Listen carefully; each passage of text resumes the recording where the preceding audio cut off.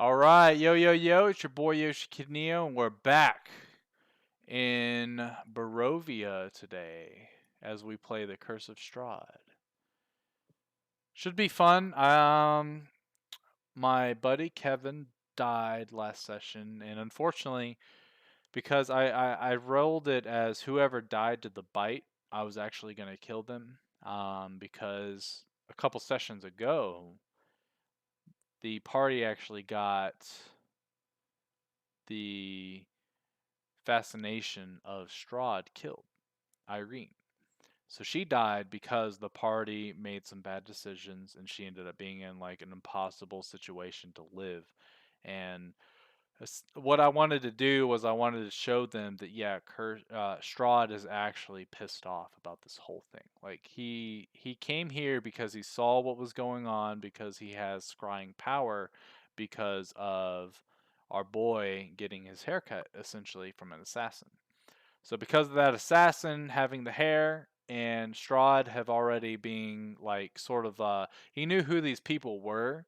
He knew what was going on, so he had an idea of who was scrying on. He was able to see them fight for the bones, and that's when he appeared to take the bones away. What the party doesn't know is that the bones are still obtainable.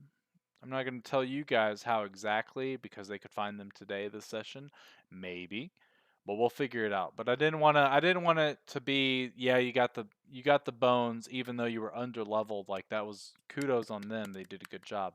So I don't want it to be a punishment, but this like just makes more sense to me like how Strahd would one he has the ability to scry on them super easy. And they know this now.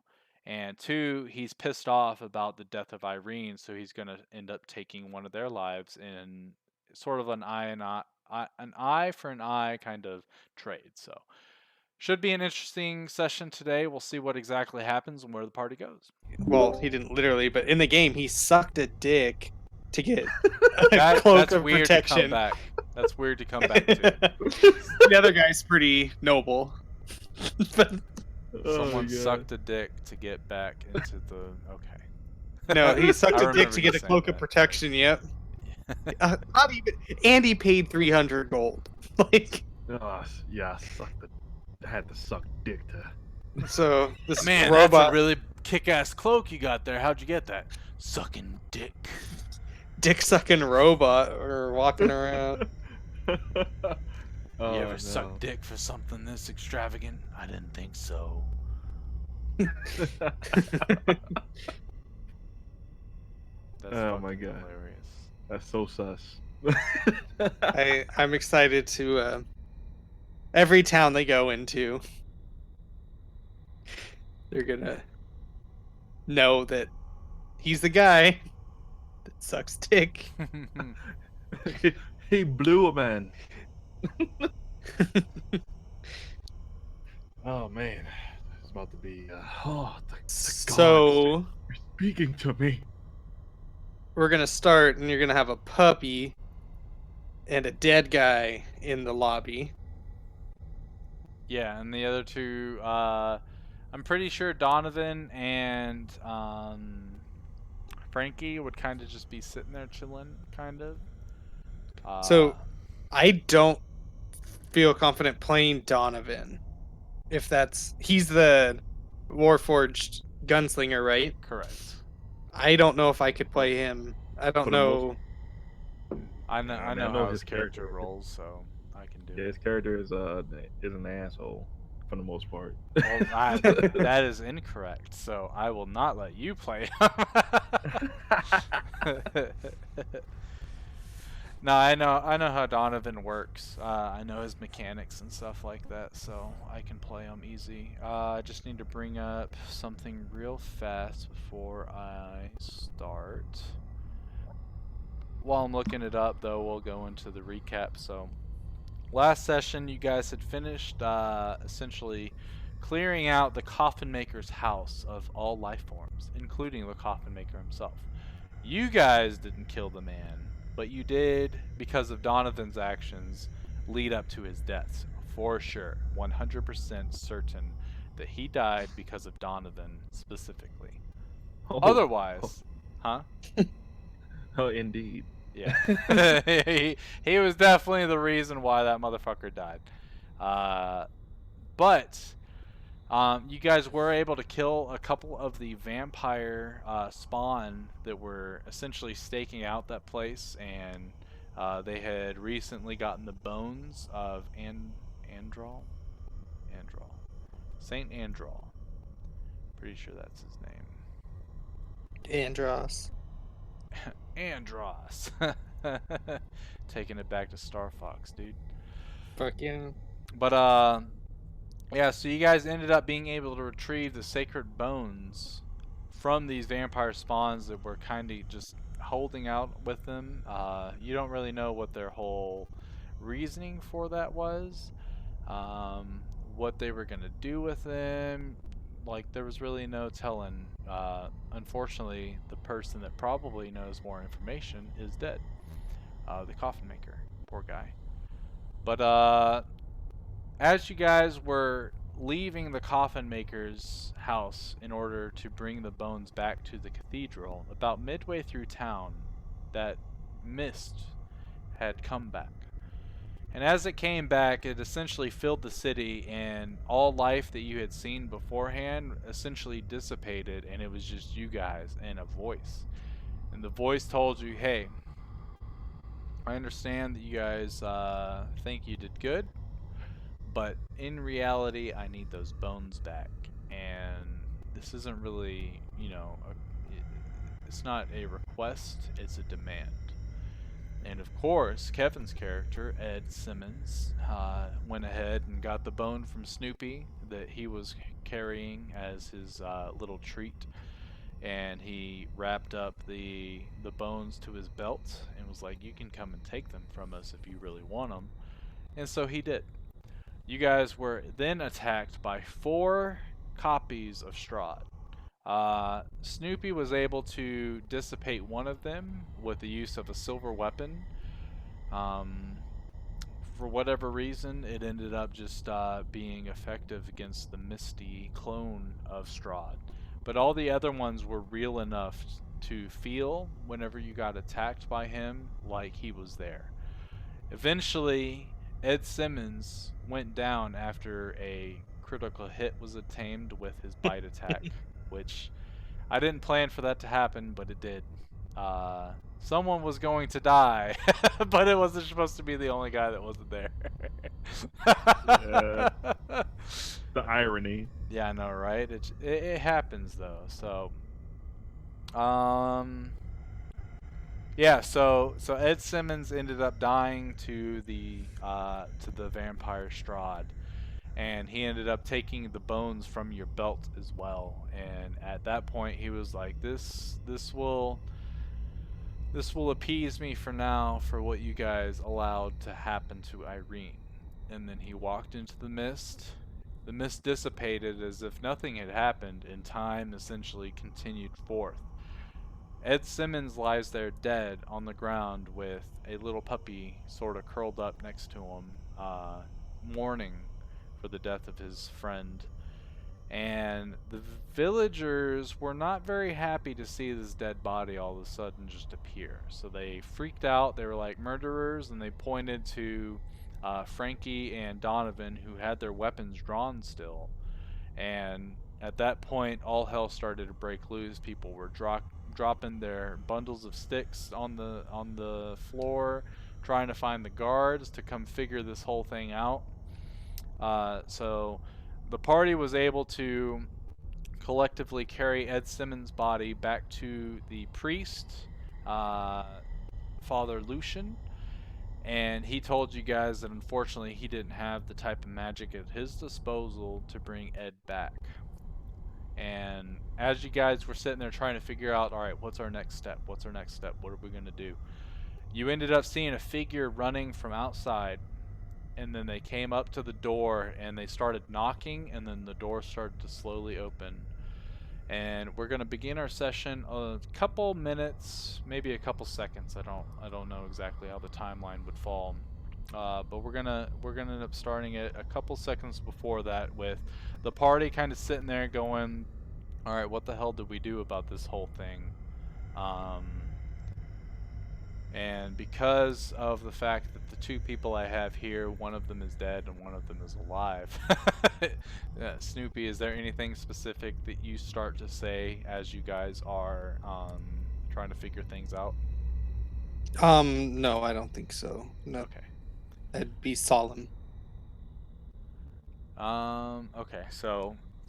With Ed's body laying on the altar and Father Lucian telling you guys that there's he can do as much as pray, and that's about it. He doesn't have the actual magic to do it. Donovan starts to try to go through his programming to figure out is there anything he can do. So he kind of like shuts down for a second and starts. You can see his eyes flickering really fast as he's going through a lot of data. And he stands there for probably like 2 minutes or so. Frankie kind of sits there and looks up into the sky and goes, "Well, I don't I don't honestly think I've ever been in this situation, so it's a little awkward for me to have a really good friend die in front of me. And in all honesty, I just want to kind of rage and like kill people. But I'm doing my best to keep that from happening." And he's being very forward. Snoopy is laying on the corpse of Ed as Ed lies there lifeless. Which brings us to Ed. Ed, what you see in your final moments as we backtrack like 10 minutes beforehand is you see Strahd come up, and he essentially is able to grab you by the hair, pull your head to the side, and he goes in, and you feel the searing pain as his fangs penetrate into your skin, into your neck, and you just feel the essence of your life starting to drain from you very slowly. As this is all happening, your eyes roll into the back of your head, and your mind kind of blanks out for a moment. Everything is dark, and you open your eyes, and you kind of look around, and you notice that everything is dark still, and you're kind of like, "What the hell?" And as you're looking around again, you see from what feels like, 30 feet in front of you or so, almost as if like astral projection or something's going on. You see your body in the clutches of Strahd as he's sucking the life out of you, literally. And you're kind of just sitting there puzzled. You're like, hold on a second. What is this? Is this a movie? What is going on here? You see your friend, your puppy companion, Snoopy, teleport onto your head and try to get Strahd off of you and let you survive, but it just it's not enough. He's too powerful for you guys right now, and you can clearly see that from this point of view. So as you're looking again, all of a sudden this sort of like spectral being, there's no real facial features or anything like that, but the spectral being kind of joins you, and you can tell their arms are kind of crossed in front of their stomach, and mighty sad, isn't it? To see your life fade from this world.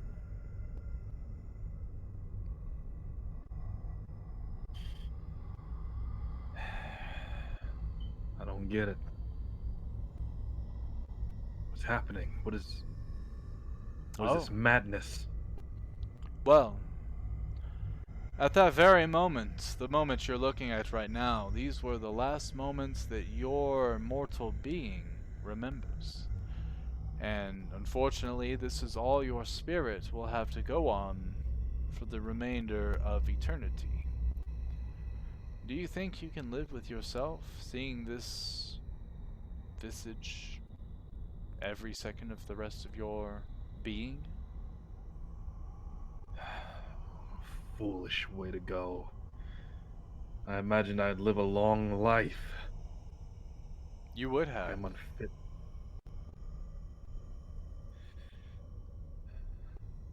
Is there any way I could take it back? Oh, there are plenty of ways, but you see this visage like it's a very think of like if you wear glasses and you take them off and everything's kind of blurry, like that's how you see just this image of this person. You can tell they're a humanoid figure at this point, but you can't see any like distinct features of them. And it kind of like looks over in your direction and goes, "There are plenty of ways to bring you back, of course. But unfortunately, most of them come with a price. Are you one to pay such a price, or would you rather see what your comrades are capable of?" Of course, there's always a catch. What's what are the terms? Tell me. The being looks back towards your body. "Ah, these are your final moments right here. Watch.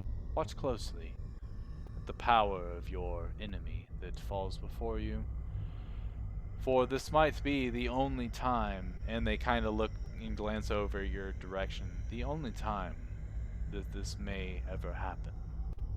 Your resurrection, of course." And you watch as Ed is sort of being held at the back of the head, almost not in a very romantic way, per se, but after Strahd has finished draining your blood, and you can see like the other visages of him as you've gone unconscious at this point come up, and they take their hands and they just dig them into the side and your back, and then the one that's holding you, he digs his hands into your torso, and they cause enough damage to essentially take your life at that very moment. At that point, you can you see a smirk cross his face as almost like this moment of bliss, this momentary bliss crosses his life where he's like, "Finally, I have peace with what has happened in the past few days." But then you see this kind of like this guilty look like, "No, this isn't enough. I have to do more." And eventually he tosses your body aside after grabbing the bones from your belt and disappears, and you see your party rush over to your side to see if they can do anything, but unfortunately they can't. And this being looks to you, and with the same sort of tone and same sort of demeanor, "Unfortunately, everything does come with a price, as is with anything in life. But I do have the power to give you a second chance. But I guarantee that after this, unless your friends are able to come up with something different, your soul will be damned. Is that understood?" If that's how it must be, I wish I it didn't understand the have to terms. be, but with the way Borovia has fallen over the past few centuries, decades, maybe since its founding, I have lost a lot of power to the Night Mother. She may be able in the future to cut you some sort of deal, but I guarantee you it will be at a much higher cost. And you watch as he steps forward, almost towards your body as you see your pal Frankie and Donovan. They're starting to scoop you up, and Snoopy. You watch Snoopy kind of like start to bark at all of the townspeople as you can see. You can see the ongoings, but you can't tell what exactly they're saying. But it almost looks as if the townspeople are accusing the party, your best friends, of killing you, because they didn't see what happened. As the mist recedes, like time just started flowing normally again, as if it never stopped. Your party runs to the cathedral in the town, and the camera angle essentially follows your body the whole time. And as they walk through and put you on the altar, they start talking to Father Lucian. You see this entity, he walks up very slowly. "You will understand the price that you've paid once you've come back." And you can see him take his thumb and place it against your forehead and start to like sort of draw a little symbol. of some sort. You as a cleric, you would know, especially as a cleric of the Morning Lord, you see this as his own symbol that he's drawing upon your forehead. And as he does that, you can hear him chanting some words from an ancient language. And as he does that, you feel this sort of like pressure, this sort of like pulling from your spiritual being back to your body. Do you resist?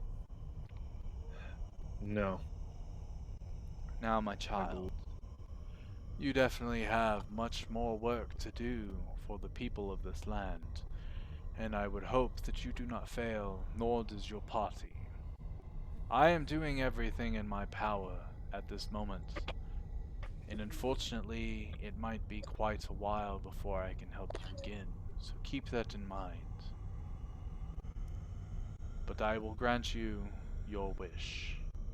And as he finishes drawing his symbol, you can feel like you see a big flash of light, and all of a sudden you're opening your eyes and you're kind of like, what the fuck? You have this immense pain in your torso, in your side, like on your right side, about abdomen level, and in your back. And you kind of start to sit up, and you're like, oh man. And as you do this, you see your party in front of you all arguing about what to do next. And all of a sudden, Father Lucian looks over and he's like, "Oh, Gods be with. It's it's a miracle." The rest of the party, you guys notice as Ed starts to like wake up, and it almost looks as if he's recovering from a really bad hangover from a night of heavy drinking or something like that. As he kind of starts clutching towards his torso and his side, and he's like, "What the fuck?" Ed has been resurrected. Um, without any regard for anything, I'm gonna run over to him and start licking his face uncontrollably. Okay. So Ed, you're greeted by your good friend Snoopy. As he runs, he jumps onto your lap and just he puts his paws onto your chest, not where your wound is or anything like that, and he just starts licking the shit out of you. Uh, Real quick, have Snoopy roll a straight D20 roll for me, real quick. His breath smells okay. It's not the worst. He definitely hasn't licked his butthole in a while. Okay. It's just some bones. Yeah, just some bones. It's got a very like chicken brothy smell.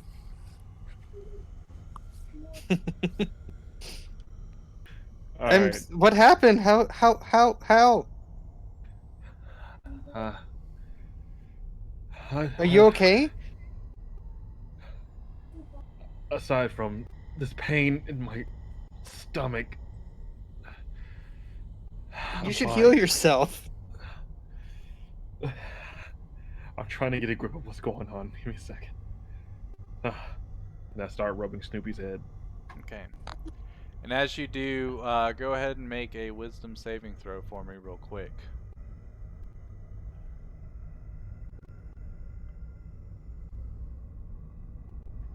You said wisdom. Yeah, I'm assuming you're wisdom not talking to me. Oh, he is. Oh, I'm talking to our boy Okay. Ed Simmons. Okay.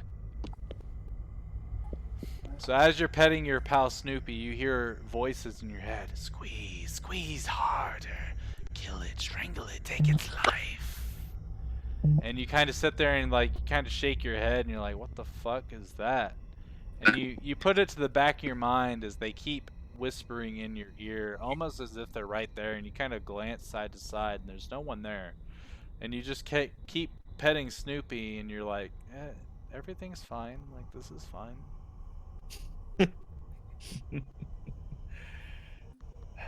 What in the hell was that? What was what? I'm. Never mind. Never mind. I'm gonna go ahead and heal myself. So I'm gonna go ahead and use cure wounds on myself. Alright, go ahead and roll it. Alright, go ahead and heal up 6. Guys, we've been through a lot, and especially poor Ed here. We should probably take a nap sometime. You see Donovan standing there with his fingers on his chin and his eyes are still flickering rapidly. And all of a sudden he goes, "Well, I don't have any. Wait a second." And he kind of looks. He's glancing Ed up and down. And he kind of walks over and pokes him. And then he looks at Snoopy. "Is this one of your little magic tricks?" Is what one of my magic tricks? And he kind of flicks Ed on the forehead, and Ed goes, "Ah, fuck! Ho, you're alive. How'd you do that? Did you actually die?" "No, there's no way, 'cause you're here now. We was worrying about things for no reason, everybody." I don't know what happened. What happened? What happened to me? I will allow any of the other two players currently present to relay that information. Bro, you got like gang banged. Like, oh man, it was bad. Yeah, you got game banged by one guy. That's new. From like 3 directions. You know, like that Japanese tentacle porn, like, Yeah, like he was but with everywhere. fingers. Yeah, and they just, oh man, you got penetrated so hard. I don't know what you two are talking about, but I'm just happy to be breathing again. I just blacked out. Oh, all right. So, what's next? What do we do now? Well, we should probably go take care of the angry people outside who saw us carrying a dead body over here. I don't know. They didn't see us come over here because I was all cute and cuddly. And I don't know how happy they're going to be if we have somebody that they think came back from the dead. Well, we just tell him that he was just injured and we had to get him to some help. You can try that. I just am a little apprehensive about that. Yeah, I think that's probably our best bet of an excuse. Yeah, I think the better option would be me just going out there and saying I'm okay. Okay. Speaking of just dead. which, as you guys are kind of talking this over, it's at this point that the priest kind of points at the window, and you see this dark figure coming from the center of the road and curve towards the door. And as you hear the door sort of jingle, you hear knock, knock, knock, knock, knock, knock, knock, knock, knock, knock, knock, like really furiously, like let me the fuck in. And then all of a sudden you hear a click as the door opens, and it's your old pal Rictavio. As he opens up the door, closes it behind him, and he kind of sits there and tries to. He wiggles with the lock a bit, and he's like, "Nah, old ass lock. There we go, perfect. That'll buy us some time."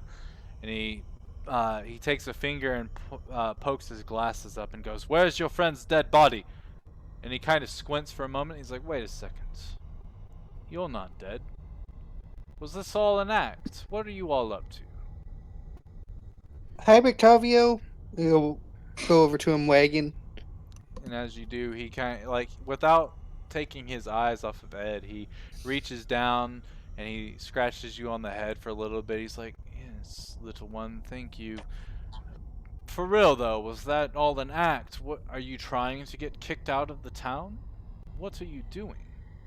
You were Looking dead, from what I've heard. I came here as fast as I could, after figuring you guys were on a mission for father here, and all of a sudden you're not dead. What kind of game are you playing?" Looking Well, puzzled myself.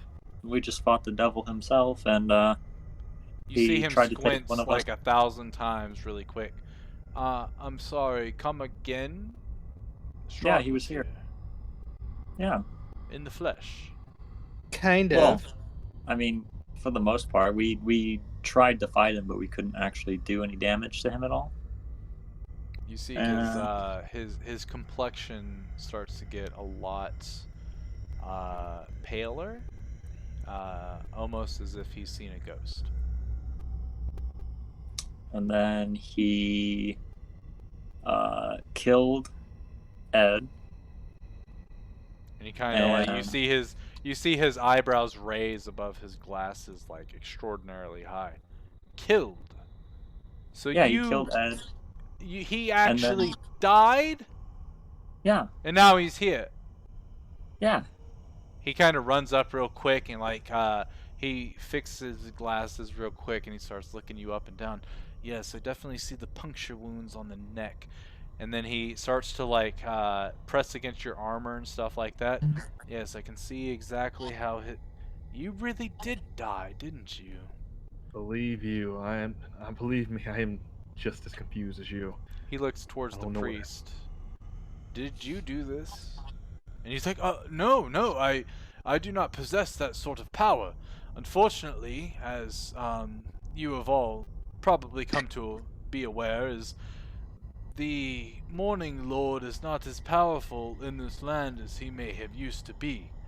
Unfortunately, the Night Mother and her evil influence has taken up most of the pantheon of this land, and it has left me with very minimal abilities. And he looks back at you and goes, there's something you're not telling me. Care to fess up?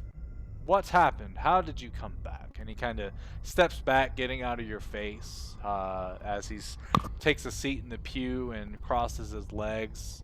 One arm across his stomach, and the other one stroking his chin as his elbow rests on the back side of his hand. Go on, I'm listening. Uh,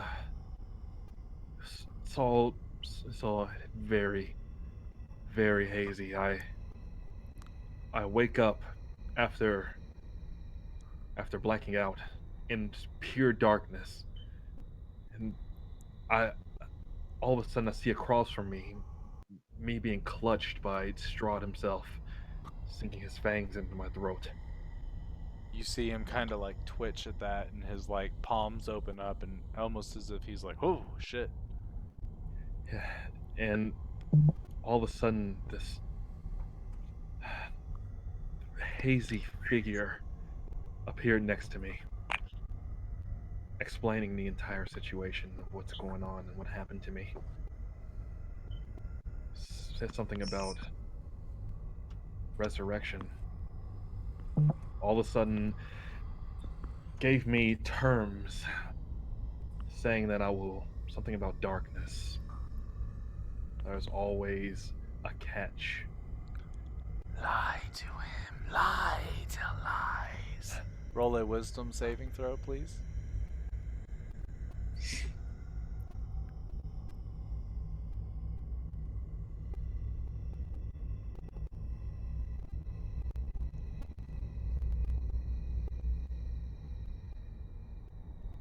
You are able to resist the voices that are in your head. Voices that weren't Jesus there Christ. before.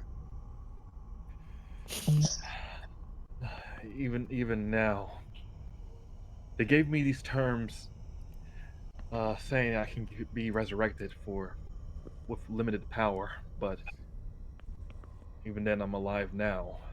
But the catch is, I don't know what it is. I don't know if I'm hallucinating, but there's these voices that are speaking to me at the moment, telling me such heinous things. I don't know what to do about it. I'm not sure if there's anything to combat it, but I'm very confused. I don't know what's going on. Well, you're probably as confused as the rest of us, especially these friends of yours that have been with you for who knows how long. And he kind of looks at all of them, and you could definitely see a confused look on Frankie, Snoopy, and Donovan's face, even though Donovan has gone back to his, his eyes are flickering. He's trying to find an explanation to this in his database, and he can't. Well, I guess the fact of the matter is that you are alive now, and this makes my job a little bit easier, as I was going to make sure that you did come back to us.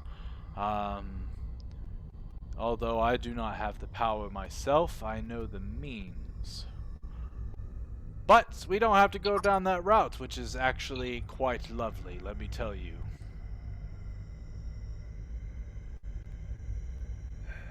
Well, I guess that's good to hear. I just need a minute. It's been a lot happening, and I just need to take it all in. Oh, yes, definitely. Take your time.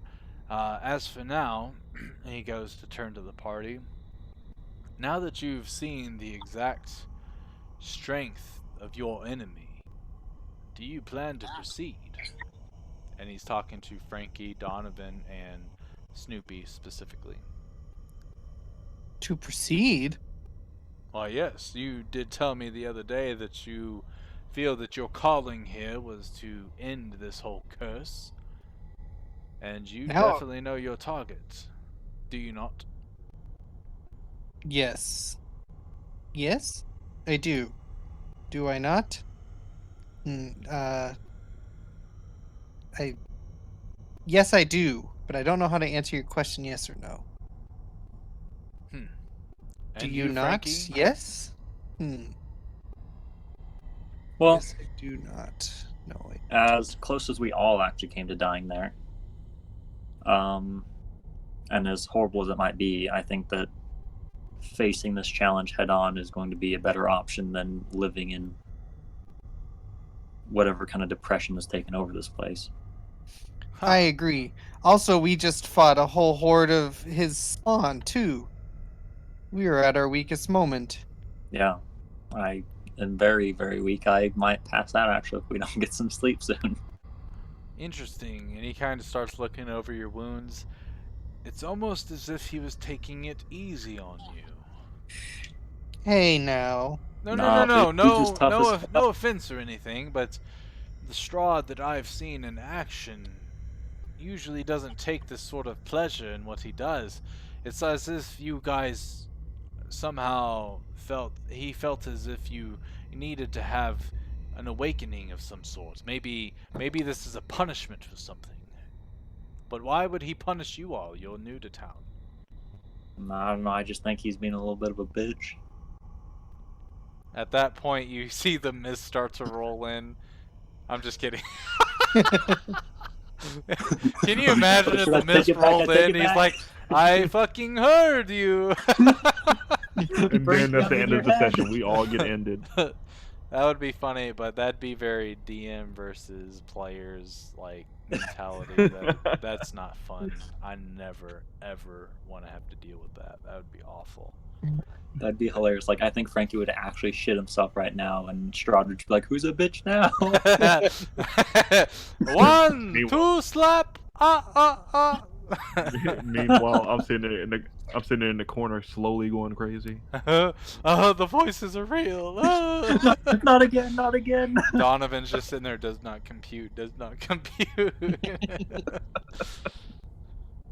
uh, but Rictavio sits there and goes, I do believe that based on what you were all told by Madame Ava, that you are all definitely here for a purpose. Your purpose is specific, and do you remember what it is?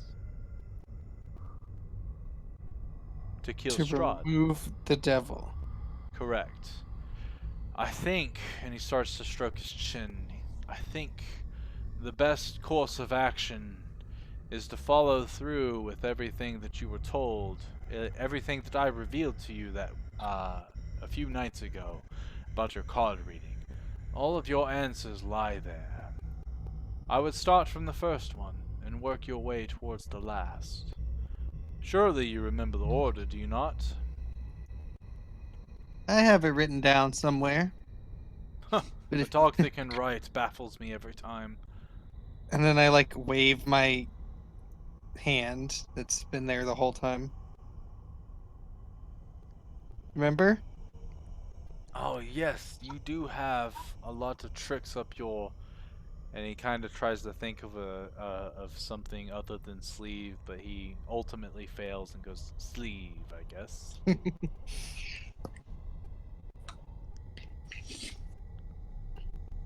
Now, typically, and he kind of sits there and wonders. He's like, Typically, I try to stay as far away from meddling with other people's affairs as I can, but I feel that you were all sent to this village for a purpose.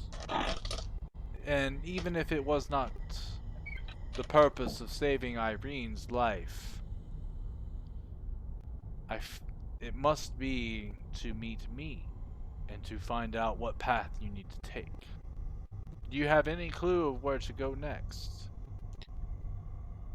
Seeing as how we don't know anything about this land, no. I mean, I'm planning on going to bed.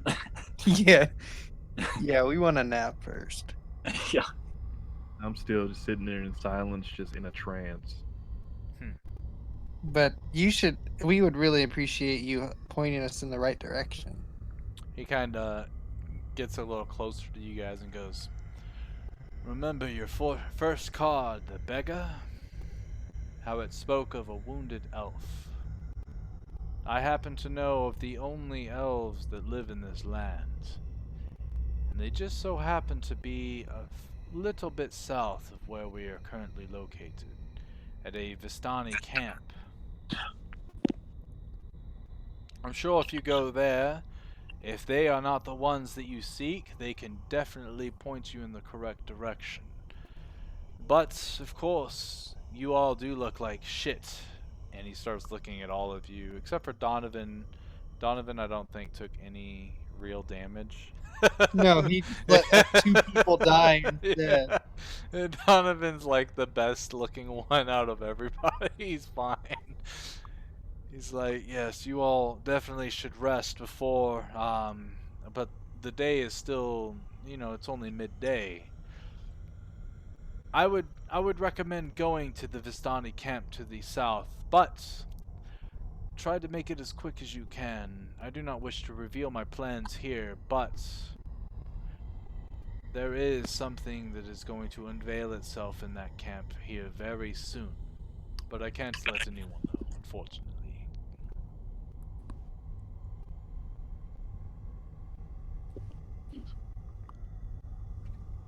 Why can't you let us know?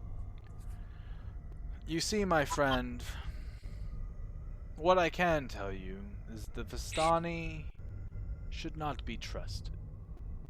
Not all of them are bad, but enough of them are bad to make it to where you might as well feel as if all of them are bad. Does that make sense?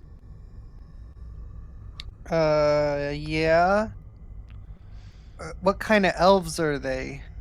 The Vistani are not elves, don't mind you, they are human. But the elves you are looking for definitely live with them, and they're the last of their kind in this land. Oh, Which, as they're I like was, tricksters. eh, not so much tricksters, but, well, I was observing your movements the other day when you first got into town, and I remember, and we'll go ahead and retcon that Donovan was actually the one to approach some of the people to ask directions and stuff like that. As you all did, you all approached people. Do you remember how the people of this town treated you as you came and asked for simple directions? Yes. Well, the thing is, Borovia is not home to anyone but human. And the devil, of course. So the fact that other races are here is... it's a little bit suspicious to the people. So they don't necessarily... well, I can guarantee they do not trust you one bit. Which is why they essentially shun you and do not speak with you regardless of what you do. But there are a very few, and he kind of like he flicks his ear because you can tell he's a half elf, as he has already told you. There are others of your kind, other races, minorities really, that are here to help you. And I feel that these elves are definitely the ones. They're one of the last remaining elves of this land, and they live within that camp to the south. More than likely, they will be able to help you. Hopefully. You said that these people are bad. Should we like be prepared to fight them, or are they like just He leans back in his pew vagabonds? and he puts his hands behind his head, and as he's sitting there, hmm. The Vistani, I would not trust them at face value. They definitely have to earn your trust as much as you have to earn theirs. If you can avoid them, that would be the best, but he kind of sits there and you can see him grimace a little bit. He's like, I don't really think that that's really an option with how many there are there at that camp. The elves are kind of just there seeking refuge in a sense. But if you talk to their leaders, do not provoke a fight, as I do, especially in your current state, it's definitely not one you can win. Okay. Wait. You said something about elves.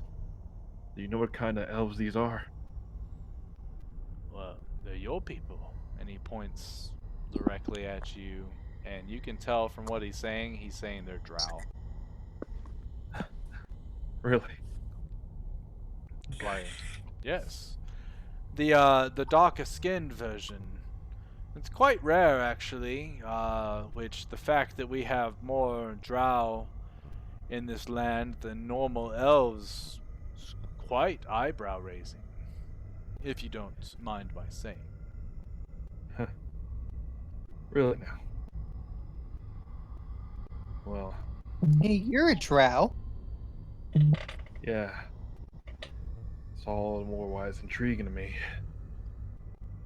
Uh, It's like I, you're meant to be here. I,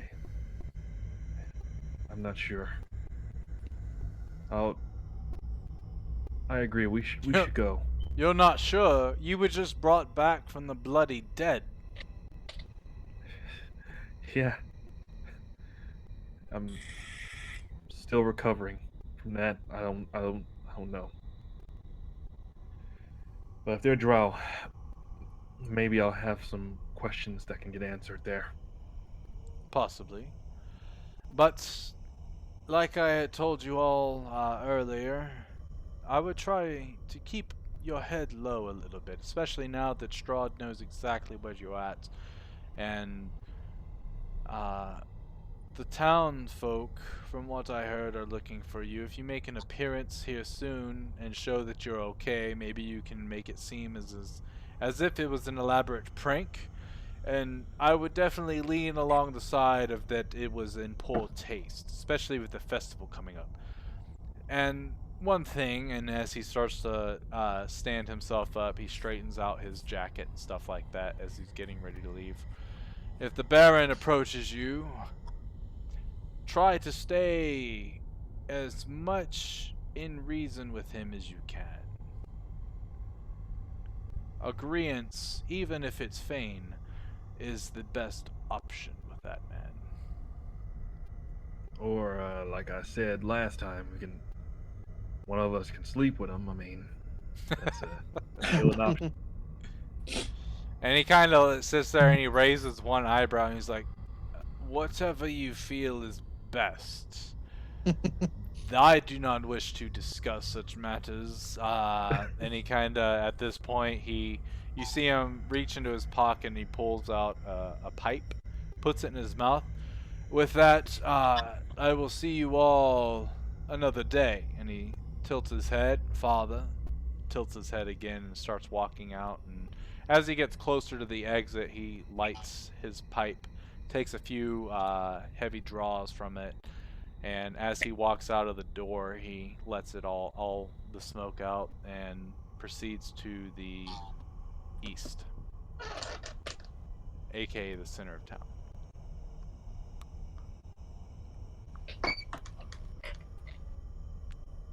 Donovan comes online and goes, none of this makes sense to me. How did you come back? Like I said, I don't know. It was all such a blur.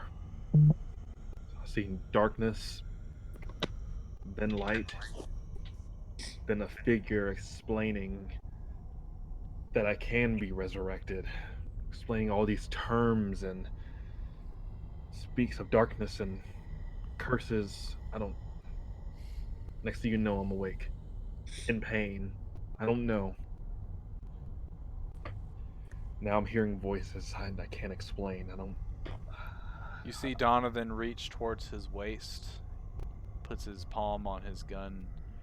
So, are you actually Ed?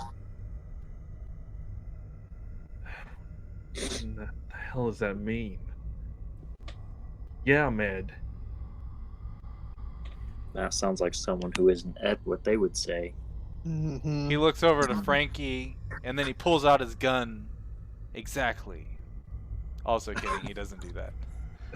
I'm sure he would actually probably do that because he's done it to other party members before. But I don't wish to be an aggressive backseat driver to Donovan today. So If Juro was Murdered here, again, he'd got it. I know, right? You just got resurrected. Now you dead. No, I'm just kidding. He doesn't do that, but he does keep on asking the question.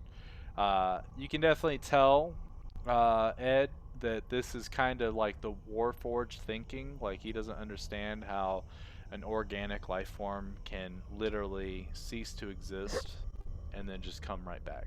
So this is all like baffling to him. He knows that if he were to go offline for a significant amount of time, that he would never come back as the same person. I know this is all all very very confusing. It's really shortcoming for me as well. I don't know what to say. I guess I gotta figure out how to move on from this myself. You watch as his eyes look at you, and you can see the sort of like you can see the shutters as they simulate a blinking motion, and then all of a sudden they start to flicker really fast as he begins to search his database for an answer. And after a couple seconds, I don't know what to tell you. Uh, I I don't expect you to. He looks So to Frankie. Your people have answers, do they not? And then he looks to Snoopy. Maybe your master can explain what's happening.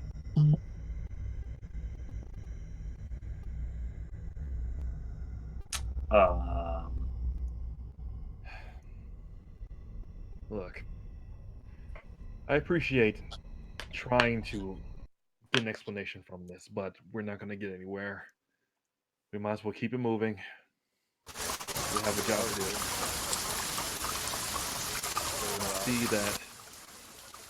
See that we might have to go see these elves. I don't need to see them anyway because maybe there's a tie between me and them that could actually benefit.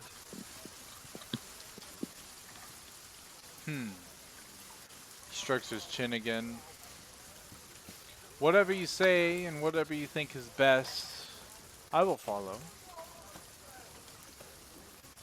Alright. And next time he draws his gun and spins it really fast in his hand, grabs it real quick and holsters it really fast. Next time I'll be ready. I hope. I maybe things will go differently next time. I hope.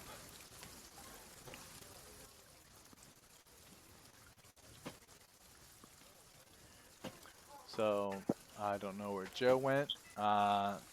he just texted that his computer just force restarted. Okay, gotcha. Oh god. So why don't we just go probably to the inn and sleep? And I gotta be right back. I gotta check my dinner. Okay, yeah, we can go ahead and take a 5-minute break real quick. That way I can get some water real fast, so. Yeah, I'll give Alright, Joe cool. time to come back as well. Dope. Be right back.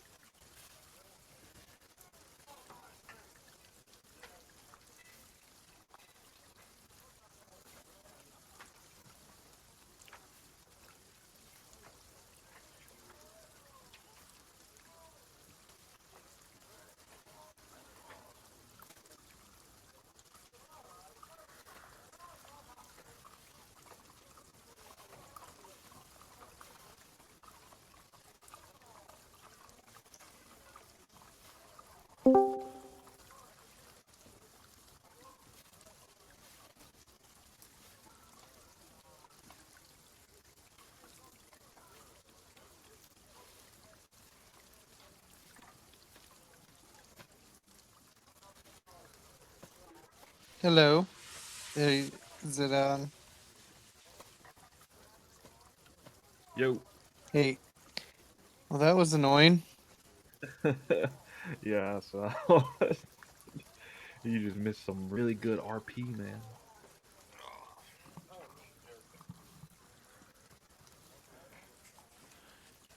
What I missed, boys?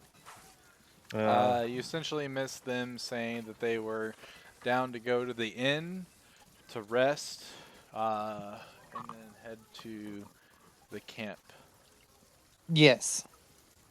and me trying to win an Oscar. Interesting. So, Joe, how's your campaign going along? Are y'all still playing? We didn't play last week when somebody was in Oktoberfest in Leavenworth, but Ooh. um, we're playing tomorrow. Are we like on a little break? Yeah, we're on a 5. Okay, that makes sense. Yeah, so I'm gonna. I told them children are missing, so they're gonna try and stake that out. I'm trying to still figure out the best way for the children to go missing, Hags. but no. There's They're the best, dude. They're my favorite oh, creature. there will be hags, but I love this one's a that. knoll cavern, Oh, shit. and at the end is a cultist and a young boy, like 10 years old, and they're sacrificing the children. And they're gonna, if they go to the end of the cave, um, they'll see the 10-year-old boy slit the last child's throat Oh, for damn. sacrificing. And I think I'll have them make wisdom saves, and they'll hear a voice say one more, and then I'm assuming they'll fight the cultist. And Kill during the that child. time, well, I don't know, because the child the whole time's gonna act scared and like he was forced to do it. But in reality, that kid is 100% evil, and he knew what he was doing. So I'm excited to see what they'll do with the child. So they'll either kill a child or, and I think that might be the last sacrifice needed if they Okay. do kill the child, or the child will sacrifice. So I don't know if that's kind of railroady to be for DM, but Not really. I mean, since Gerald's not here, I can tell you how I ran my demon lord summoning. Essentially, when they fought the gnolls, there was the Gnoll Death Knight, and then there was the party. The Gnoll Death Knight had made it apparent that he wanted one of the specific party members to fight him one-on-one to see who was the best, mainly because he wanted that party member's royal blood to be spilt on the battlefield to summon Yanagu.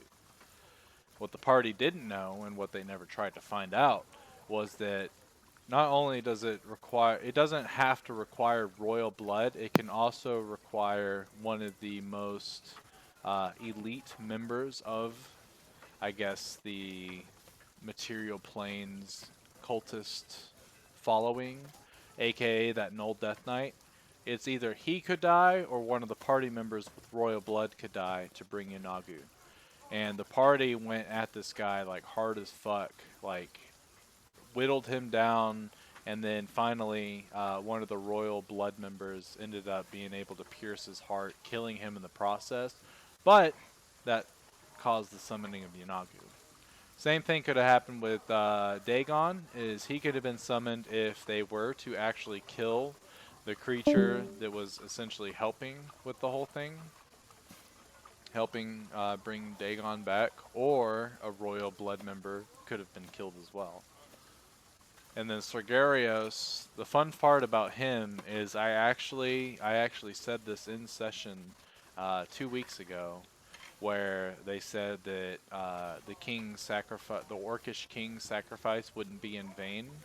And I don't think any of them caught up on what exactly he sacrificed, and he was actually killed to bring that demon lord to the material plane, which is why he's already there and trying to gain other princes that he knows, other royal blood members that he knows, so he can help bring other demon lords so they can fight it out to see who the next demon prince is. yeah, that's kind of the fight you have to have is like you have to like give illusions of choices. It feels like. Yeah, exactly. Like you can choose to kill this guy or sacrifice yourself. What you don't know is that he's also a valuable sacrifice for this cause. Yes. Which yeah, is exactly. Now maybe you could argue that it's kind of scummy, but I mean if the party doesn't even like bat an eye and they're like, yeah, just kill this motherfucker, fuck this guy, then they deserve it. Hey, what they don't know doesn't hurt them as long as they're having. That is the truth of truths. Right, So, Kevin? Yeah, man. Yeah. Mm-hmm. Yep. Yeah, Saturday session should be good. I'm trying to get my party to go into this tomb that's under the desert because when Gerald's character was captured, I was like, well, I feel like kind of a dickhead if I just like straight up get him captured because he made the decision to sacrifice himself for this other guy, but I fully intend on killing the other guy anyway. Oh god. He's an NPC, and there's reasons for it. I'll tell you guys later. But um, him capturing two princes at one time is very, very, very pleasing to him because he needs their blood to bring forth other demon lords so they can fight for the title of the demon prince. So he essentially has already given one of the princes a chance to redeem himself, and now he's giving Gerald's character a chance to prove himself. And in order to prove himself, he's got to go into this tomb, this ancient tomb. He's got to retrieve an item from the crypt of the king there, and he's got to bring it to the demon lord. And if he can do that, he told him, "I'll let you go, and I will never bother you again unless you bother me first. But fail to do this in 2 days, and I will destroy you." And the thing is, he's not actually targeting Gerald's character. He's targeting his mother. Oh.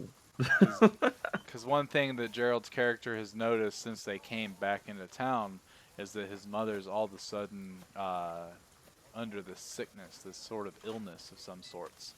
And the thing is, like, I think Gerald as a person understands what's going on, but she's been taken care of by the Orcish shaman, and all the orcs are pissed off at the Luxodon, but they don't know why. All of a sudden they're pissed off, except for the fact that they haven't been getting supplies that they've needed for the past couple weeks. But the people that live within the capital of Cyrodiil, they don't see any changes. They don't really keep track of what's going on in the Orcish capitals. They have no reason to believe that that's the reason. But Sigorius is the demon lord of the orcs, and he's actually a shapeshifter as well. And he's been playing the part of the shaman on occasion, paying visits to dear old mommy, as well as playing the part of the king who has been killed to bring him to this land. So he's essentially dual hatting, I guess triple hatting roles right now, which is really cool. And when the party finally figures out that he's over here, like he's the Orcish king, he's also the main shaman of the Cyrodiil Empire, and he's the demon prince or the demon lord of the orcs all at the same time. They're gonna be like, this motherfucker is dope as shit. Oh god. He's a cool character. I like him. Unless they all die first. Yeah, but and I did plan on him having a skirmish with them, but one of his innate spellcasting abilities is an 8th level fireball once per day, and I didn't Oh really my want to do god. that to him. I think it's like Fair. 10d8 or something. No, it's 12d8. No, it's probably more. Where the hell did Swaff go? So it's whatever fireball plus 5. Yeah, it's 13d8 then. And that's within a 20-foot radius. And I'll tell you right TPK now, one spell. yeah, the party typically gaggles. So. Oh my god. Is that Okay. how you play, Brady? Huh. You won't like hold back a spell. No, I actually, so get this. The whole time they've been playing this new campaign, they've never fought a spellcaster. Not yet. I was waiting for them to get comfortable with their characters before throwing in the spellcasters, but I mean the Magic's way fact, scarier, man. yeah. The fact that I've outright killed one person and then drugged two other people to the depths, and then actually 2 sessions ago we almost had a TPK, and it was only because I was sitting there trying to think, how do I avoid this happening when these WASP people want them dead for what they've done? And then one of my players was like, I just want to talk to them. And I was like, yeah, that's how we do this. That's how we get, that's how we avert the TPK, is we just let them talk. And a charisma check later, and everything was fine, kind of. They had a job to do afterwards, which was, figure out why the orcs are attacking, which they're kind of doing.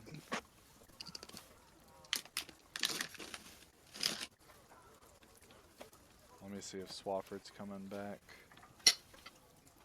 Ingrid and the fam are chilling out in fucking Disney World or whatever the California That's what version Nicole is. said. Yeah, they're having a blast. And I'm here They're in going. Mississippi working my ass off. Yeah, I'm going to Disney World. Hey man, Brady, you're in Disney World too, man. Bruh. Your own little Disneyland. Now, granted, there's this movie theater down here that's like the best movie theater I've ever been to. Because not only do they have really comfortable chairs that lean back and recline, but the bar there has what they call Thirsty Thursdays, and it's $3 cocktails. And the bartender there is also the manager, and we've gotten on her good side, and she's like, man, anything that you guys see on that, I'll make a drink out of that liquor, and it'll only be $3. And I'm like, what? And they got Long Island iced teas on that motherfucker, dude, for $3. Like, What the hell? yeah, it's legit. I That just had, sounds dangerous. it Like, is, hell yeah, dude. like, damn. For like $6, you get fucked up. God. Man. Like, honestly, I'm still buzzed because we went there for dinner today. So I got the Godfather, which is it's Jack Daniels, some type of Scotch, and amaretto. And oh boy, that shit got me buzzed real quick since I hadn't eaten since lunchtime. So like I was already buzzed off of that, but it was straight alcohol too. So, but it was the smoothest drink I've ever had when it Like, comes to like something that's just straight alcohol, like no mixer or anything. man, shit like that's just scary as hell. Like, oh man, shit tastes too good. Like, oh my god. Yeah. Next thing you know, you sitting there blacking out. And then I had what they call the Biloxi lemonade, which is like straight up lemonade with some liquor in it, and it was really delicious. And I like chugged that shit. And then there was another one called like Ocean something, Ocean Delight, I think. I don't know, but it was really good. And yeah, 3 drinks and $11 later, your boy was buzzed as fuck. You were like, woo! Oh, Ingrid just sent me a photo of the Millennium Falcon. Oh shit. That thing looks dope as fuck, dude.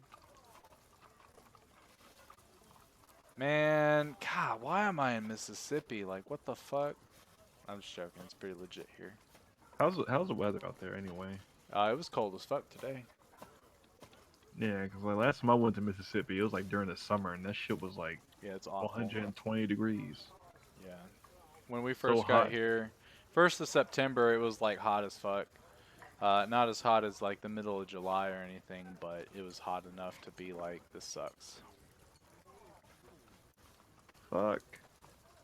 Yeah, I went there. Like it was so hot there that like it rained for like every 5 minutes, and Yeah. like And that rain was hot, so it was like damn near like I just needed to take my clothes off and I could just take a shower in it. Like Yeah, that water was hot.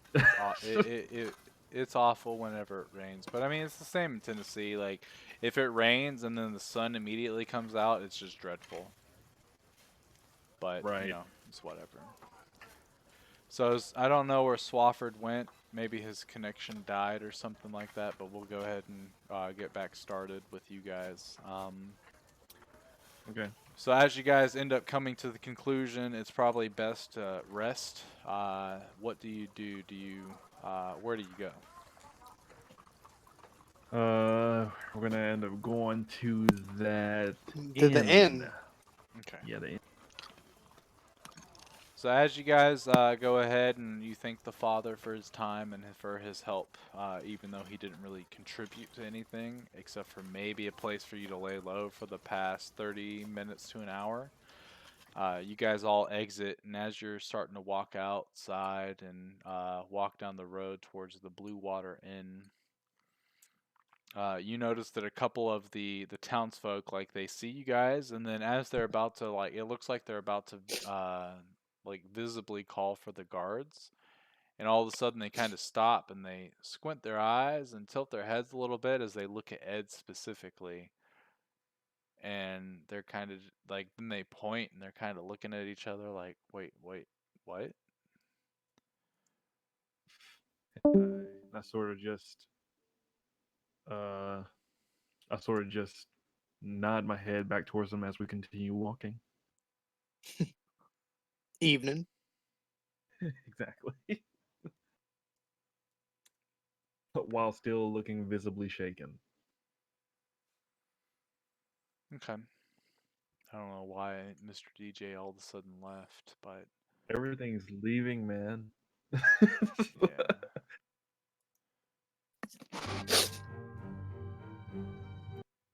We'll just play this song on Roll20 because it's the only one I got. Until Mr. DJ I comes mean, back. I guess it works because after what I just experienced. Yeah. So as you guys are walking towards the Blue Water Inn, everyone kind of like gives you a wide berth as you're walking, and eventually Donovan like comes closer to all of you and goes, "I think we should hurry." And he starts to like pick up the pace a little bit. And as you guys get to about this little intersection right here, all of a sudden you see a gentleman walking from this way. And he's got two very large dogs with him, two mastiffs that are following him. And as he's walking, he's got his arms behind his back and he's kind of just looking around. And he sees you guys and he goes, "Hold up a second." And he holds out his hand, and Donovan doesn't even pay attention to him and keeps walking forward. What do the rest of you do? I'm gonna go over to the dogs, Okay. and you know what I'm doing. Yep, sniffing some buttholes. Sniffing some butts. Yep. I'm following closely behind Donovan with my head down. All right, so as you guys keep going forward, hey, I'm talking to you. And Snoopy ends up seeing these dogs and comes running over. The mastiffs, as you see them, they don't seem to really take notice of you. As they're kind of sitting there, they look at the rest of your party and they kind of follow, and you're able to like get right behind them, and you kind of like, you have to hop up onto their back legs a little bit to get a sniff. And then at one point, one of them kind of like feels you and looks behind you and like moves its leg to where you kind of fall down, and you go to the next one and you take a sniff. And based on what dogs can smell, go ahead and roll a D100 for me. You can tell that these dogs are in a very good mood right now. They've had a really delicious meal of wolf steak in the past couple hours. They definitely love their master, who you assume is the gentleman that is with them right now. And they can't wait to play ball later. Other than that, they don't seem to be like aggressive, like overly aggressive or anything like that, or mistreated as dogs or anything like that. But the gentleman goes, "Last time, go ahead and come over here." Or, and he leaves it at that. I'll go in front of the dogs and like do the play bow. Okay. They ignore you. And they look, you see them, Snoopy, as you stop doing the play bow, you kind of like sit down and tilt your head like, why won't y'all play with me? And you notice them starting to get a little snarl coming on their face as they look at the party. And one of them finally lets out a really loud bark. And I stop behind Donovan with my head still down and slowly turn. Yes, and you, reach come out. here. All of you. Your robot friend, too. Donovan stops for a second and he turns around to look at what you're doing. Are we really doing this? Seems like we don't have much of a choice. After what just happened, do you really want conflict? I feel perfectly fine. Well, you do, but I don't. I want to at least hear this man out before something bad happens. Very well. So he goes ahead and turns around and heads towards you, as well as this man that's standing there. And as you guys approach, you definitely take notice of his two mastiffs. They're almost bigger than he is, which is actually hilarious in a way. But you also don't really say anything because it's probably best that you don't, at least not yet. So as you guys get closer, he goes, "So a little rumor was spread that, and as he looks at all three of you, and then at the dog, he looks back to Ed. I heard that you were dead, but yet you stand here. So, tell me this. Were the villagers lying?" Yeah, it was all a lie. I just took a huge bump. Knocked me out a bit. It's a bit of a scuffle. I'm fine now, though. What of it? Well, I was just curious, because it seemed as if someone was trying to sabotage the festival. But I appreciate your honesty. Thank you very much for the information. I'm about to... Excuse me. Excuse me twice.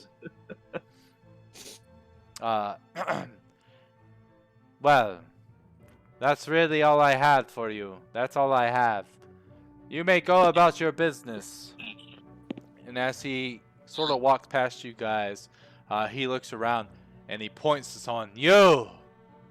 And his dog growl and start barking and chasing the person. They kind of stop what they're doing and sit there. I have words for you. And he walks towards them. He walks this way. Do you guys wish to stay or continue to the inn? I'd like to sneak around and hear what he has to say, Okay, but that doesn't mean everybody else has to. correct.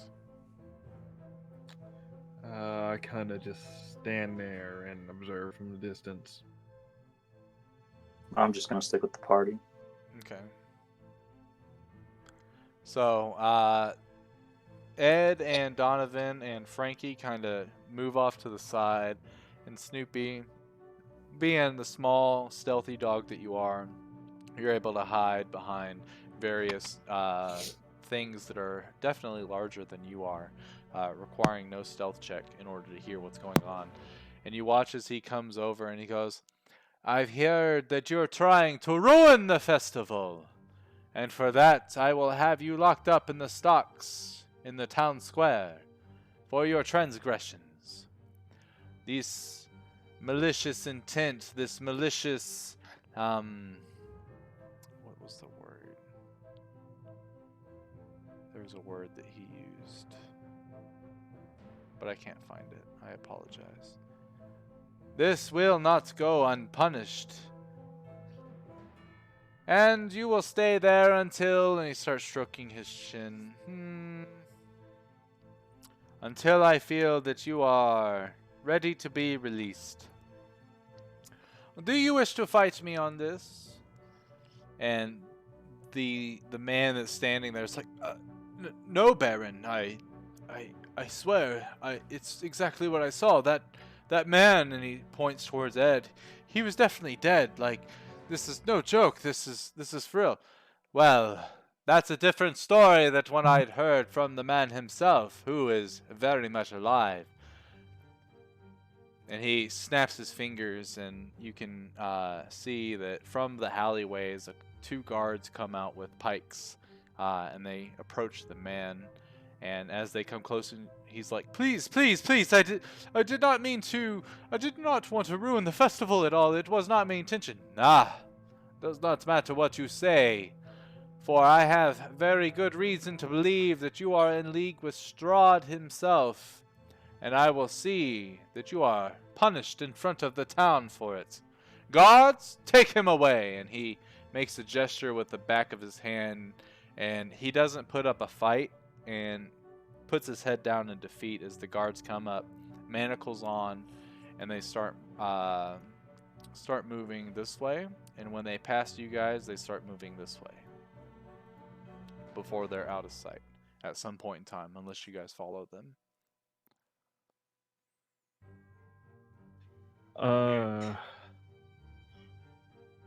Following sounds tempting, but I am really tired.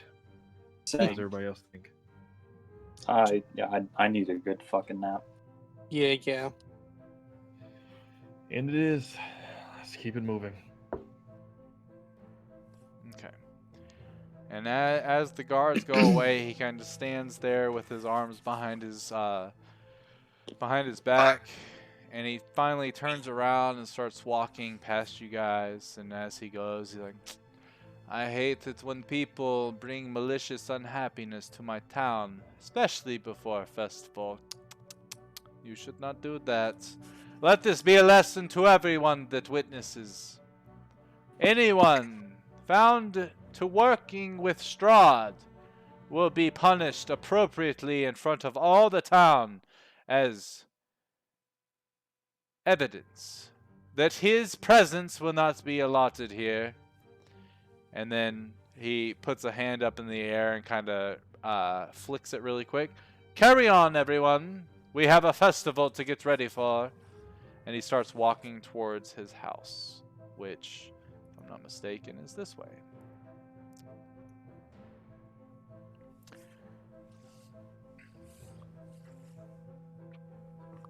And you guys see the guards at this point. They get right around where the inn is, and then they take a southern turn. Guys, this was kind of our fault. We lied.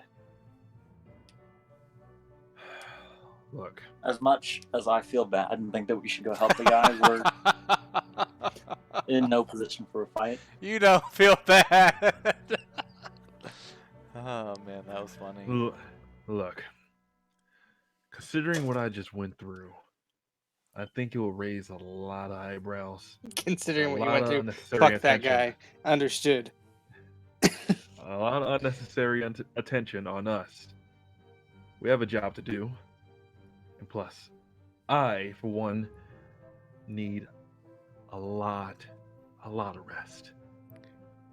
So, That's the Baron. That's the Baron. Ew. anybody want to fuck him?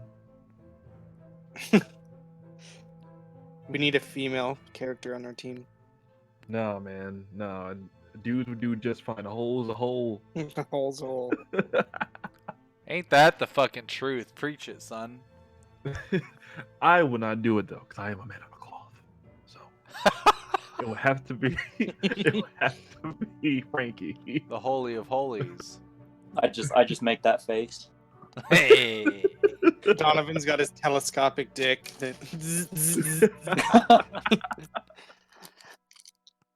But yeah, Or like an aperture. Okay. I don't feel bad. Okay. We don't need the unnecessary You guys attention. want to ruin the festival? Honestly, that is none of my business. I could care less. I mean, honestly, can machines get herpes? I don't think so. So Well, Donovan, if it ever You came watch to his it, eyes start to flicker really quick. No data has been compiled on that subject. Further research must be carried out, and he starts walking towards that man. I'm kidding, he doesn't do that. man, Gerald will be pissed. Yeah. Swiggity swiggity. Gerald, you became a sex robot to some sweaty old man and his dogs. With his drill dick. Y'all ever Vibrating heard of for pistol extra Pete? pleasure. Oh my god. But yeah, we shouldn't. If anything happens to that festival, I could care less. I just died from what I'm hearing, so I think the festival being ruined is the least of our worries. Okay. Well, sounds kind of fun. But we should go take a nap before we do anything. Indeed. Okay. All right. So as you guys get to the inn after all the fun and stuff that's been going on, you walk inside and you see the same woman that's tending to the bar, and she greets all of you and says welcome back as you guys head straight upstairs to your rooms after saying hello back. You spend the rest of the day kind of resting and relaxing around. Go ahead and everyone roll me perception. I'll roll for Donovan.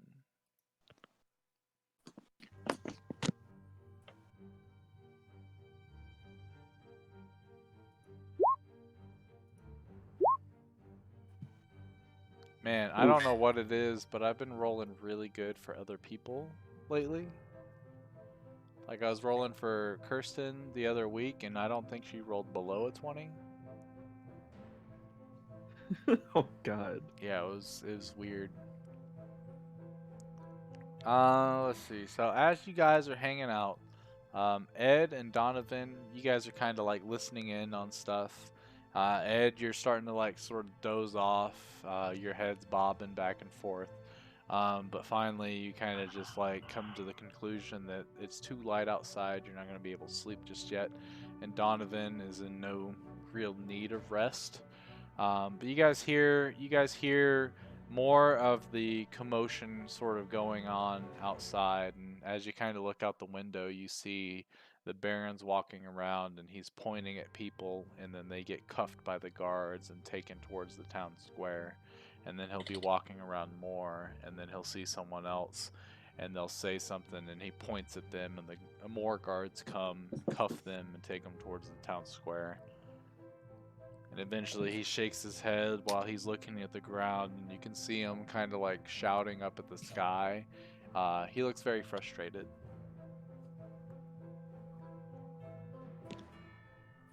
I wonder what's going on with him. Why is he taking so many people to the square? You see Donovan pull out his rifle and point it towards him. I could stop it. No, that's not a good idea. That is way not a good idea. He puts it back onto his back. Let's just sit and watch for a little bit. Okay. One thing you do notice is as he's pointing at some folks, there's a gentleman that walks up, and you notice that his left arm is abnormally larger than his right arm. Not because of masturbation or anything, but because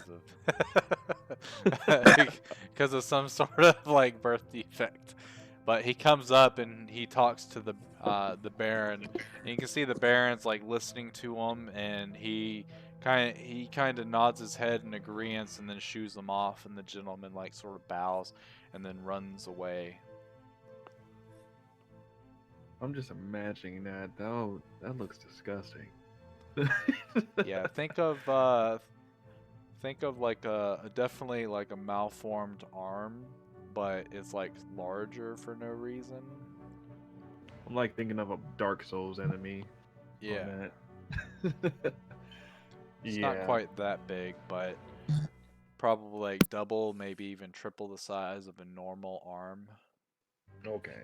Think of like his right arm is Stephen Hawking's arm, and his left arm is the Rock. Oh, it's totally like in that Rick and Morty episode. Yeah. Okay. I got you guys. I just put something in the Discord. Oh shit.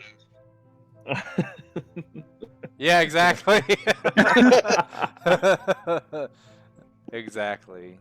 I have a feeling there will be a conflict with this dude if we choose the wrong shit. At least you only have to watch for one side, though. All right. Well, seeing that guy, I squint my eyes at the look of the possible conversation that he has had with the Baron. Roll perception with disadvantage. Yeah, so from the angle you see the back of this gentleman's head, you have no idea what he's saying, but whatever he did say to the Baron, you can definitely tell the Baron said, "Yes, make it so," and then shoot him off. Okay. Well, wonder what This that was music's all actually about. very fitting.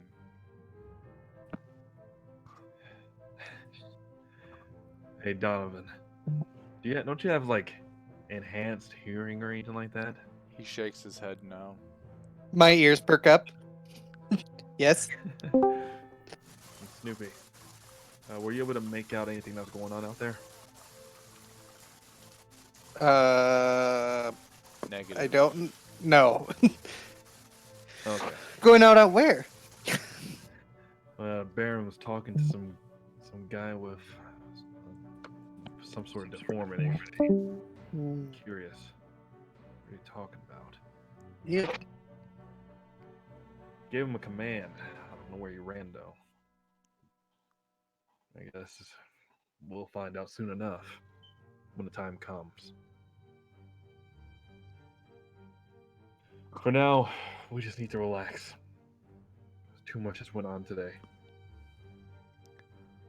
So go ahead and everybody go ahead and you guys can take a long rest. Nothing's gonna pop off while you guys are at the inn. So get all your HP, all of your abilities and stuff like that back for the day. Do we get our max HP back to normal? Yes, actually you do. Fuck, I don't remember what mine was. Oh boy. What That's would the why- average be at level 5? Yeah, I've got. Because then I know on one of them I rolled an 11. The other than that, I just take an average. Yeah, you've got 30 HP max, because I've got. Or no, you should have more. Yeah, I should have way more than that. You should have 37. Plus 2, you should have 39. I have that right now, but that's after losing some. I was up in the 40s. Yeah, so go ahead. It should be higher than that. I'm at 42. I'm a rogue. Well, he rolled. So he got, because I've got his HP rolls on his character sheet.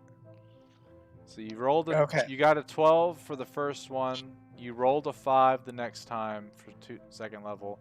Then you took average, then average, then average, and then your Constitution at level 5 is it plus 10? So actually, it might be. Let me do this. I remember I rolled another time. You're at 48. That's Okay. That sounds better. Yeah. Yeah, and I got the wackest. I just The did like wackest that. health. I'm only at 34. So as the night goes on, nothing ends up happening as you guys are all quite safe. You definitely understand now, especially after what you learned this morning about the Keepers of the Feather, how they essentially like live in this area and kind of watch over this place, and they've been watching over you guys a little bit. So the next morning, you guys wake up, and as you come to, it's about 7:30 in the morning. You guys go downstairs, and there's a sort of like like a breakfast feast, essentially laid out for you guys, and you notice that there's a couple of like little bags. As you look in these bags, um, both of them combined hold 10 crossbow bolts that are silvered, and then there's a note inside. And as you read the note, it says, if you want any other weapons silvered, just let us know, and it'll probably take about 2 to 3 days to get them back to you.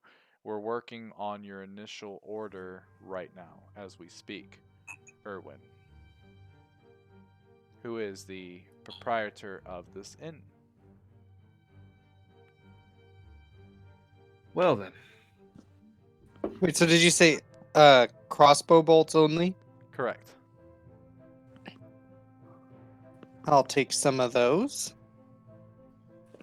yeah, I'll take a few of those as well. Yeah. Might as well have at least a couple on hand. Never know when we'll run into some trouble again.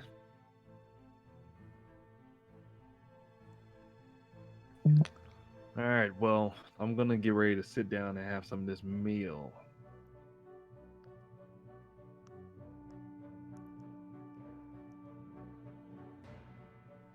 Okay.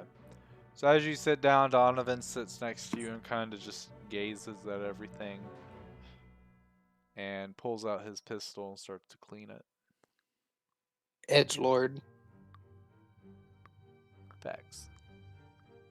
He's got nothing else to do. And Donovan, didn't you eat or replenish batteries or something like that? He goes, he shakes his head, completely solar powered.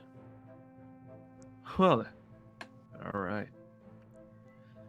Better hope we don't go into a cave. Oh, I know, right?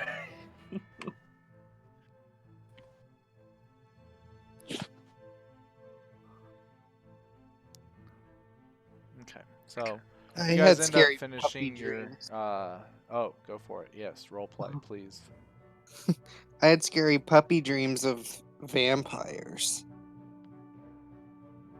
And he killed my friend. But it must have been a dream since he's still alive. Right? Donovan looks at you. No, he died. I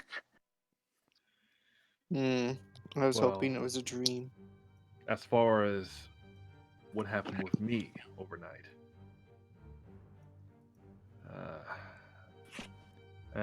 nothing. Actually, just absolutely nothing. I'm not sure what to make of it. So, You go ahead and roll a wisdom saving throw, please.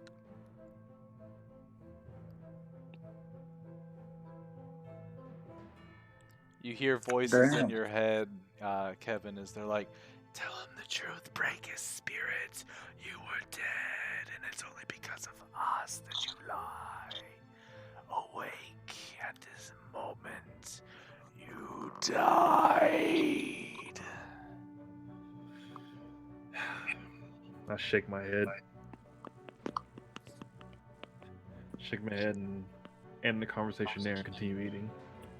You notice Donovan staring at you. What is it? He kind of just like shrugs his shoulders and goes back to cleaning his gun. Alright, I look a little puzzled, move my eyes around a little bit, and go right back to eating. I'm gonna go over to Donovan and be like, hey, can I see one of those? He grabs it and puts it onto the floor for you to play with. Desk pop. Bam!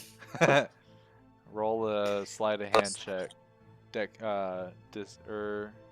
Give you advantage. Huh.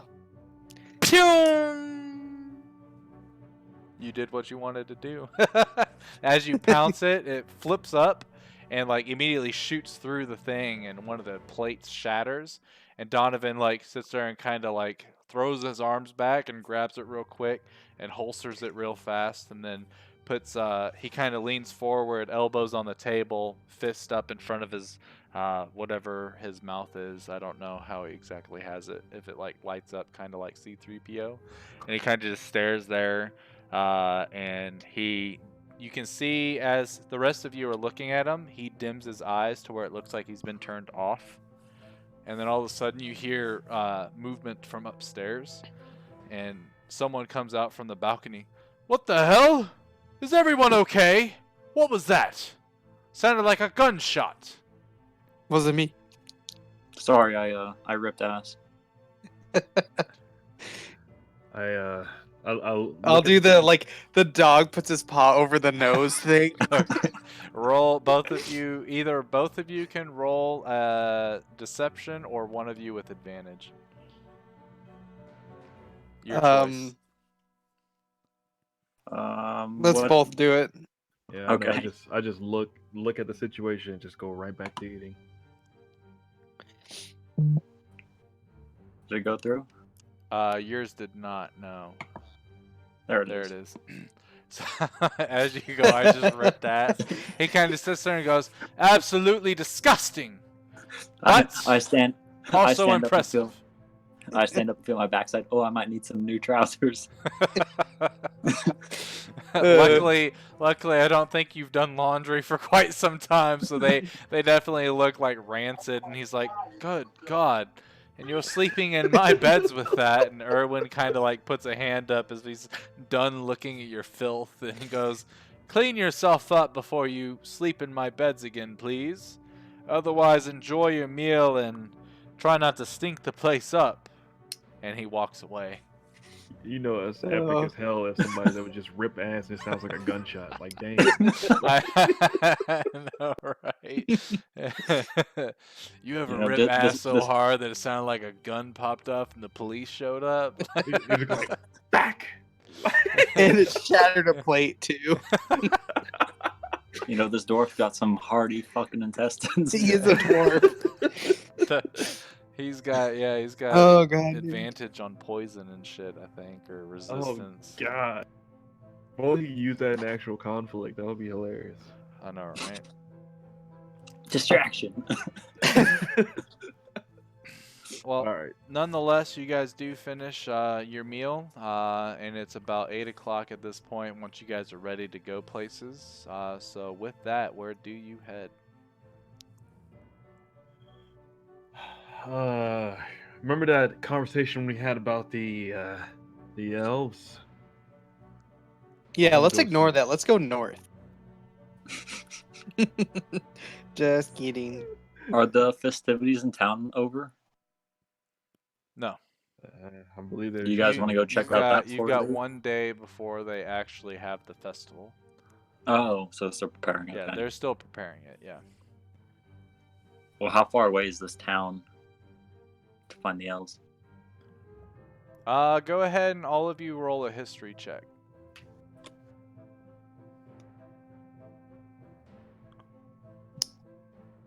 Damn. I don't know. Ed remembers him as in Rictavio saying that it was probably about an hour's walk to the south. Oh, that's it? And Yeah, it's we can do that then. It's a camp, not a town itself. Okay. No, that's like That's a day trip. a mile. Nonetheless, that to have the opportunity to speak some of my own kind, that's pretty much a very once in a long time type of deal. I want to take advantage of it as much as I can. Well, let's skedaddle then. It must be weird being confined to only talking your native tongue in your own head with your own voice. That's the thing. I don't know my native tongue. I got amnesia. I don't remember anything about myself. All I remember is being in front of this school and learning these skills as a cleric. Actually, that's not how amnesia works, but well, I digress. Well, Oof, got him. That Wrong was about out your of game. memories. This dog just What? schooled the shit out of you. well, it's the ordeal. Like, I mean, I don't remember anything before waking up in front of the school. Basically. Retrograde amnesiacs can still perform same skills, they just don't have the long-term memories. Your working memory of your language should be fine. Oh, But that's in real life psychology, not D&D, so I'm not going to ruin your character. right. I just wanted to do the actually. What meme You're- is that? Just let me get it for you. It's like actually. Here, I have it on my phone. Did you say Snoopy? I would say Snoopy actually says that. And he's just like, oh, well, wow, I remember my native tongue now. Wow. Wow, You're all of a sudden. Oh, wow. So you guys are heading towards that camp? Yeah. Mm-hmm. Okay. What path do you take to get out of town? Someone can use their ruler to show me. And remember, you can press Q, and then you right click or left click, and then you can do the right click to sort of make it like skew like this. But you guys would know that there's a couple different exits to town. There's one to the north, south, east, and west. There's actually two to the south.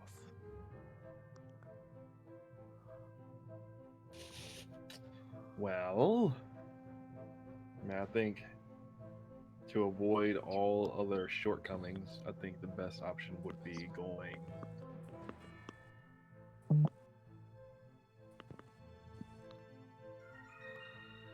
Oh my God, it's not working. Why you not working? Why you not working? We're going towards the east, god damn it. Actually. Actually. God, that is an old fucking meme. Yeah. Hey, Swaff, can you send me that Shaggy, like, ass clapping shit? Like, that shit. I've been trying to find that meme, and I can't fucking find it. And it's... I'll have to see if I can find it. Zoink, Scoob! We keep getting caught because of the... Like Fred, man, me and Scoops are trying to look for clues, but I'm like dummy thick, and the clap from my ass keeps alerting the ghouls. I've been looking for that shit. Tell me if I'm right, Kevin. Is this the way you're trying to go? This way? No, complete east. Just Complete straight. east? This Yeah, way? straight up east. Okay. Yeah. All right. Just to avoid all like potential of getting stopped because everybody went any other direction. Noted. So as you head that way, all of you roll a perception check.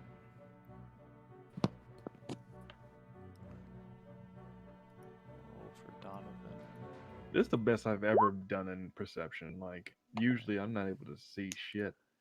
Last weekend, Reed was rolling like nat ones all night, and it was awesome. I'll take the bottom one. If that's okay with you. Nope. I accidentally clicked it twice. Yeah. Let's see. So, Ed and Snoopy, as you guys get to about this point right here, like this stretch, you guys end up like you're kind of looking around, and you look down and you see this sort of like raised wooden platform, and you see a bunch of people with their head and their arms put through these like wooden devices and clamped shut, and they're just standing there as if being made an example. Yeah. Let's go throw lettuce at them. That Kevin, seems like you a- specifically see sort of what looks to be the gentleman that you that told the Baron that you were seen dead, and as he asked you for the truth, you told him that that man was wrong, and you see that man in this device. Yeah, see, because of my situation of being resurrected and having like all kinds of weird voices in my head, I think it changed Ed as a character. Yeah, speaking of So changing Ed, roll wisdom saving throw, please. Okay, you hear the voices in your head. You should go and make up for your sins. Yes, free him. Free him. You can do as you wish for that one. I This is awesome. I watch for a split That's second gonna kill us. and I keep walking Fuck that dude. Okay. with my head down because yeah, this whole experience like yeah, I'm turning darker by the second. Damn. The sun's out. It's actually not. It's very cloudy, like always. Very gray skies. You can just tell that the sun is out because of everything's kind of lit up, but you can't see where the sun is currently at, like normal. So as you guys walk, nothing else really remarkable happens, except for Donovan does end up noticing. As you guys get past this part, he kind of looks south, and he sees something, but he doesn't say anything. And then you guys continue outward, and then you kind of follow this outer perimeter and get here and head down that way, I assume.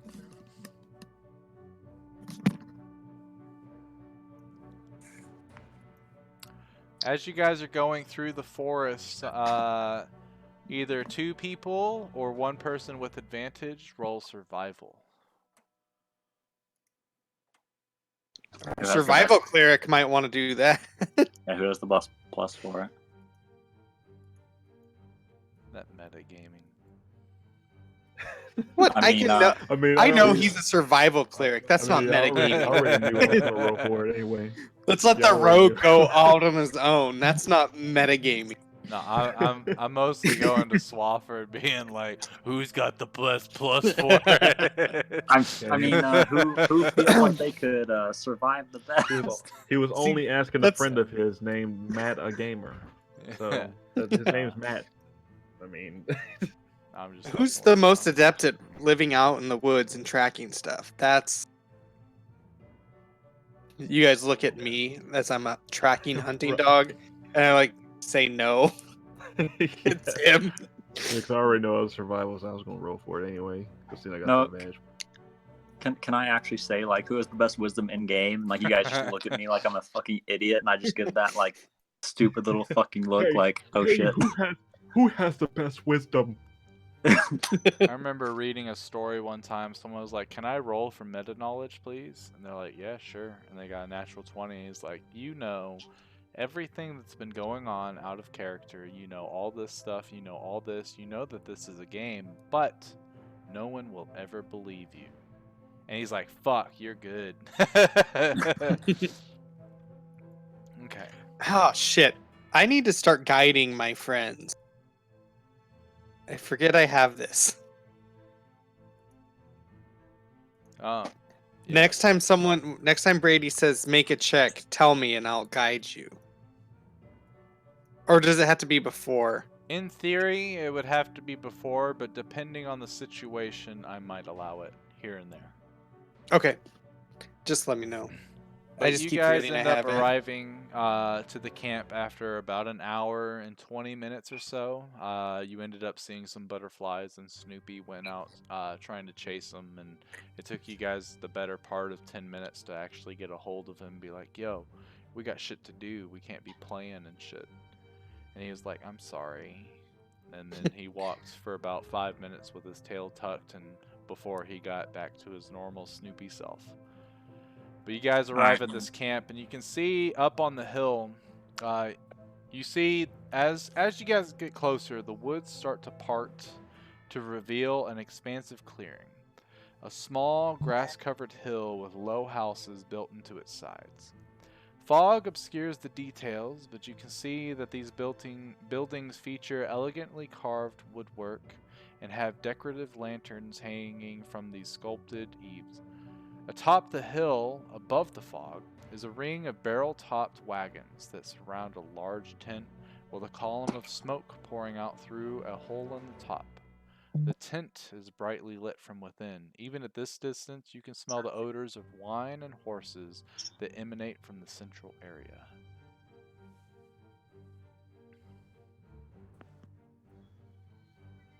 Well then. Well, I actually have to go, guys, so that'll be the end of tonight for me. Right on, dude.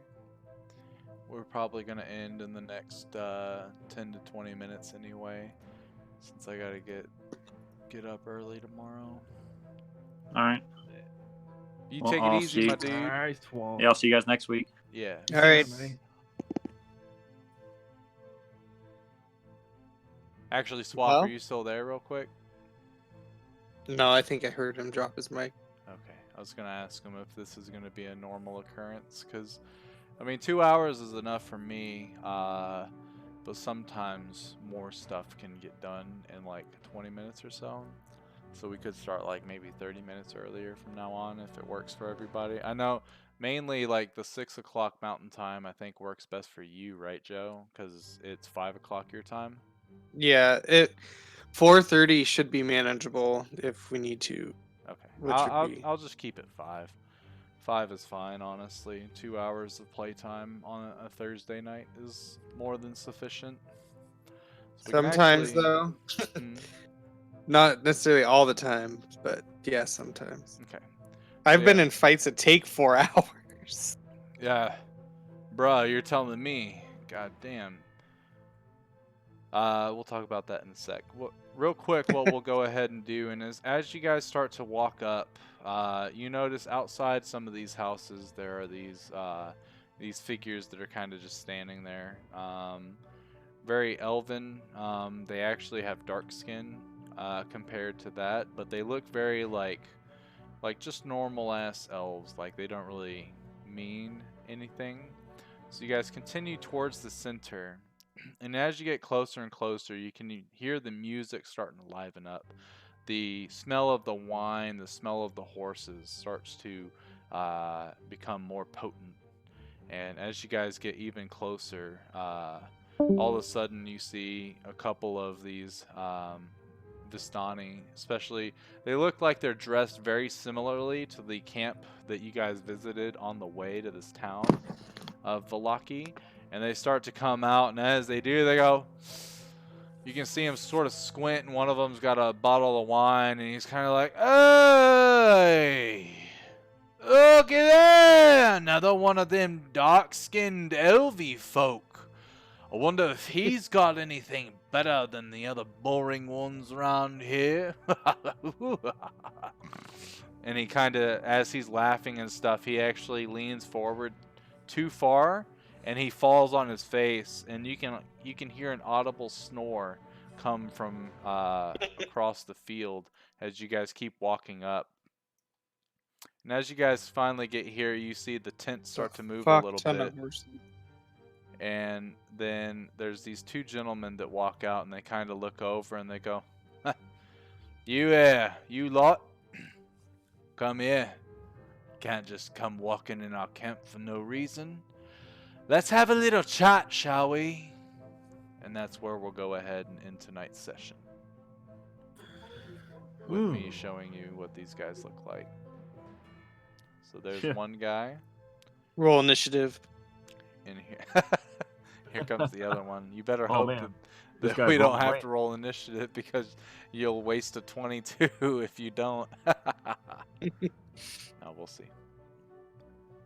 Yeah, man, Roman Reigns looking ass Facts. dude right here. Facts. Yeah, that was Fucking good. Patrick Mahomes got fucked up today. God damn it. Patrick Mahomes? Who's that? He's a football player on Okay. the Chiefs. On my fantasy team. You Piece of nerd. I know. Nerd. Playing D&D and football. That's unreal, fag. Damn, I'm gonna get demonetized because of that. I'm The just cigarette, man. Yeah, facts. I'm about to end my stream. I'll be right back. All right, everybody. Hope you guys had a wonderful time. And until this Saturday, peace.